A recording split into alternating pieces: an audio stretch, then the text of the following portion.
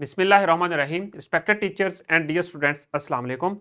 I am Waqas Ahmed. Today we will discuss about mathematics grade 4. This is our unit number 7 about data handling and our lesson number 2. In this lesson, we will discuss the SLO, interpret real life situations using data represented in the bar graph. अब आ जाए lesson plan की तरफ। Teachers जो हैं lesson plan हमारे description box में से डाउनलोड कर सकती हैं। वार्म अप एक्टिविटी की तरफ चलते हैं। ऑब्जर्व करें ये क्या है, ग्राफ, बार ग्राफ है, इसको कैसे रीड करेंगे। लास्ट टाइम प्रीवियस लेसन में मैंने आप लोगों को बताया था कि बार ग्राफ को किस तरह रीड किया जाता है। अभी उसी इंफॉर्मेशन को, उसी तरह की इंफॉर्मेशन को यूज करते हुए हम लोगों ने इंटरप्रेट करना है जो गिवन डाटा है उसको बार ग्राफ में। अब यहां पर देखिए, इस बार ग्राफ में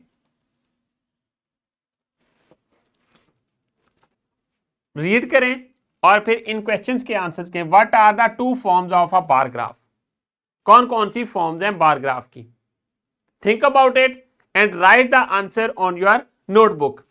And then the graph shows the monthly saving of Mr. Ahmed. ये जो ग्राफ है, ये मंथली सेविंग्स शो कर रहा है मिस्टर अहमद की।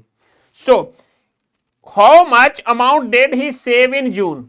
आपने ये बताना है कि जून में उसने कितनी अमाउंट सेव की। रीड करने की मेथोडोलॉजी मैंने आपको बताई हुई है। उसने जून में 1000 रुपीज जो है वो क्या किया, सेव किया। इसी तरह मई में कितनी सेव की, फिर फरवरी में। So read this graph and answer this question. Write the answer on your notebook and show it to your teacher. अब आ जाए नेक्स्ट, एक एग्जाम्पल देखते हैं। ऑब्जर्व करें, यहां पर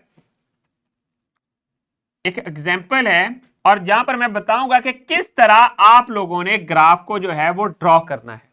जो आपके पास रियल लाइफ में इस तरह का डेटा अवेलेबल होता है, या आप अपने मार्क्स को ग्राफ में रिप्रेजेंट कर सकते हैं, जो ऑब्टेन्ड मार्क्स है, बिल्कुल ऐसे ही जैसा कि यहां पर दिया गया है data. Saima records her marks of different test in the table given below. She represents these marks on vertical and horizontal bar graph. वो कैसे रिप्रेजेंट किए वो चीज हमने देखनी है, क्योंकि आगे चल के आप लोगों ने जो वर्कशीट सॉल्व करनी है वो आपने खुद ग्राफ्स को ड्रॉ करना है। देखिए, फर्स्ट टेस्ट में कितने मार्क्स थे, 30। सेकंड टेस्ट में कितने थे, 25। थर्ड टेस्ट में कितने थे, 38। फोर्थ टेस्ट में कितने थे, 45 एंड फिफ्थ टेस्ट में कितने थे, 20। सिमिलरली सिक्स टेस्ट में 15 एंड सेवंथ टेस्ट में 32। अब यहां पर देखें मैक्सिमम नंबर क्या है, 45। ये ऑब्टेन्ड मार्क्स हैं डिफरेंट टेस्ट के। इसको आपने ग्राफ के ऊपर प्रेजेंट करना है। कैसे करना है कि आपने हॉरिजेंटल और वर्टिकल एक्सेस इसके ड्रॉ कर लेने हैं, जैसा कि ये किया हुआ है। हॉरिजेंटल एक्सेस, और हॉरिजेंटल एक्सेस के ऊपर आपने नेम ऑफ टेस्ट वो राइट कर देने हैं। नेम ऑफ या नंबर ऑफ टेस्ट, कौन सा नंबर था टेस्ट का, पहला था, दूसरा था, तीसरा था, चौथा था। और उसके बाद वर्टिकल एक्सेस में जो वाई एक्सेस है उसके ऊपर आपने ऑब्टेन्ड मार्क्स लिख देने हैं।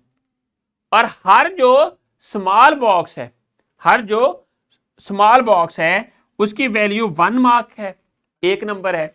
और जो ग्रेटर बॉक्स है उसकी वैल्यू 10 है, क्योंकि एक ग्रेटर बॉक्स में 10 स्मॉल बॉक्सेस हैं। सो इसी तरह वर्टिकली जब हम लोग देखेंगे कि इस तरह 10, 20, 30, 40 और 50 के हिसाब से मैंने यहां पर मार्क्स नोट कर दिए वर्टिकल एक्सेस के ऊपर या वाई एक्सेस के ऊपर। अब यहां पर देखें फर्स्ट टेस्ट में कितने मार्क्स थे। उसके लिए क्या किया, जो पहला मेरे पास बॉक्स आएगा ग्रेटर, उसमें मैं फर्स्ट लिख दूंगा, और सेकंड जो बॉक्स आएगा उसमें सेकंड लिख दूंगा, थर्ड में थर्ड लिख दूंगा एक्स एक्सेस के ऊपर। सो अब यहां पर 30 मार्क्स हैं फर्स्ट बॉक्स में, सॉरी फर्स्ट टेस्ट में, तो फर्स्ट के ऊपर 30 तक मैंने बार खींचनी है और वो 30 तक लेके जानी है वाई एक्सेस पे।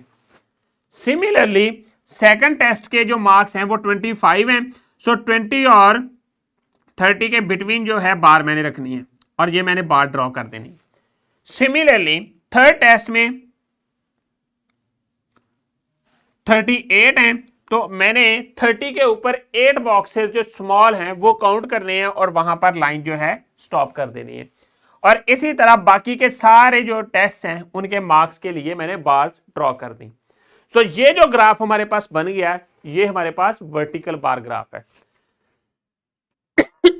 सिमिलरली हॉरिजॉन्टल बार ग्राफ में क्या करेंगे, जो मार्क्स हैं वो एक्स एक्सेस पे आ जाएंगे और जो बार्स हैं वो वाई एक्सेस पे आ जाएंगी। जस्ट आपने इतना करना है और मेथोडोलॉजी प्रीवियस वाली ही यूज करनी है। अब आ जाएं वर्कशीट की तरफ। ये वर्कशीट आपने अपनी क्लास में ही कंप्लीट करनी है ग्राफ पेपर के ऊपर, और कंप्लीट करने के बाद अपनी टीचर को सबमिट करवा देनी है। क्या है, represent the following marks using horizontal bar graph. Horizontal bar graph, इसमें मार्क्स क्या होंगे, एक्स एक्सेस के ऊपर आ जाएंगे, बार्स क्या होंगी, वाई एक्सेस के ऊपर आ जाएंगी। सो आपने इन मार्क्स को वहां पर रिप्रेजेंट करना है ग्राफ में, और ये वर्कशीट कंप्लीट करने के बाद अपनी टीचर को सबमिट करवा देनी है। अब आ जाएं नेक्स्ट रैपअप की तरफ। हमारा आज का एसएलओ था interpret real life situation using data presented in the bar graph. और फिर इसी तरह बेसिकली हमारे पास रियल लाइफ में जो डाटा होता है उसी को ग्राफ पे कैसे प्रेजेंट करना है वो आज के लेसन में हमने देखा है। और अब यहां पर एक एग्जांपल है, इसको ऑब्जर्व करें और इस क्वेश्चन का आंसर दें। According to the graph which one is the nicest food. इसको देखें और बताएं कि कौन सा जो नाइसिएस्ट फ्रूट है वो आपने बताना है। जो जिसकी बार सबसे ग्रेटर होगी that will be the nicest fruit. So अब आ जाए नेक्स्ट होमवर्क की तरफ। होमवर्क में आप लोगों ने ये क्वेश्चन करना है, क्वेश्चन 1 है ये आपकी एक्सरसाइज का। आपने क्या करना है, draw vertical bar graph. Vertical bar graph draw करना है इसको यूज करते हुए, और एक प्रोजेक्ट एक्टिविटी में कंप्लीट करना है घर पे। वो क्या है, collect some data from your classmates about toothpaste brands they used, make a table your collected information like name of brand and number of students. आपने 3 या 4 जो ब्रांड्स होते हैं आपके स्कूल में बच्चों के, आपके क्लासमेट्स के, जो ब्रांड्स टूथपेस्ट जो यूज करते हैं वो डिफरेंट ब्रांड्स के यूज करते होंगे, उन ब्रांड्स के नेम लिखने हैं और उस ब्रांड को कितने स्टूडेंट्स जो है वो यूज करते हैं वो आपने एक इंफॉर्मेशन कलेक्ट करनी है, और उसके बाद उस इंफॉर्मेशन को वर्टिकल बार ग्राफ में रिप्रेजेंट करना है। तो स्टूडेंट्स अब आ जाए डिस्क्रिप्शन बॉक्स की तरफ। डिस्क्रिप्शन बॉक्स में आप लोगों के लिए लेसन प्लान, एक्स्ट्रा एक्टिविटीज और पावर पॉइंट प्रेजेंटेशंस अवेलेबल है।